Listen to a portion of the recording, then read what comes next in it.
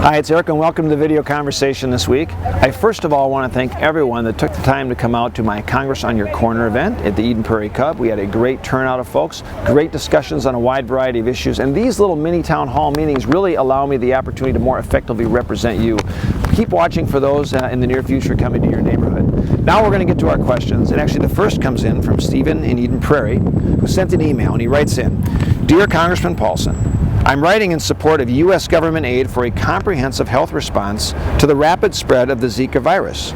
The spread of the Zika virus and the particular health risks it poses to women who are pregnant or may become pregnant highlights significant gaps in access to health care in the Latin America and the Caribbean regions. The United States must be part of the international solution to help stop the spread of this dangerous virus. Sincerely, Stephen." Actually, Stephen, thank you for sharing your thoughts. You're absolutely right. As we've learned, the Zika virus has ravaged Latin America as well as parts of the Caribbean, and it is especially dangerous for women who are pregnant or could become pregnant.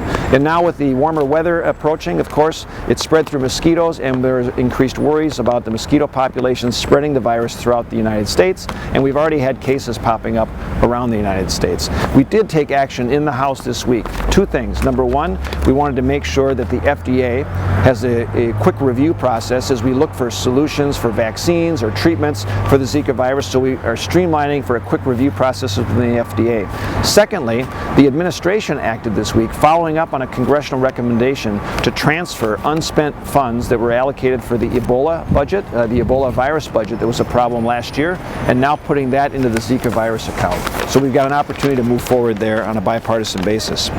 Next up is a comment actually I got from John on Facebook, and he responded to a reference that I made that I posted about my committee's work this week, where we advanced legislation to reform some of the practices and culture at the Internal Revenue Service, the IRS. And John wanted to thank me for my work, and he asked if I would continue to be a leader on this issue. Well, first of all, John, thanks for letting me know of your support on this issue. I'll tell you right off the bat, as you all know, tax day is right around the corner on Monday, and it reminds all of us how we have such an inefficient, broken tax code. And as you're filling out your taxes, you know the average American spends about 8 hours just to complete their taxes, and 9 out of 10 Americans have to either hire someone to do their taxes or buy the financial software to do their taxes. And that's not a tax code that is designed to help hardworking taxpayers. It's designed to help accountants and lawyers and tax planners. I will continue to be a champion of fixing a broken tax code to make it simpler, fair, growing our economy, and number two, also making sure we are reining in and changing the culture at the IRS. And this should not be an agency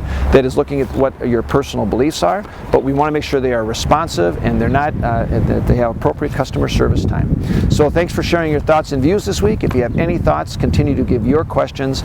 You can find me on the website at paulsen.house.gov, or of course on Facebook, Twitter, or Instagram, and have a great week.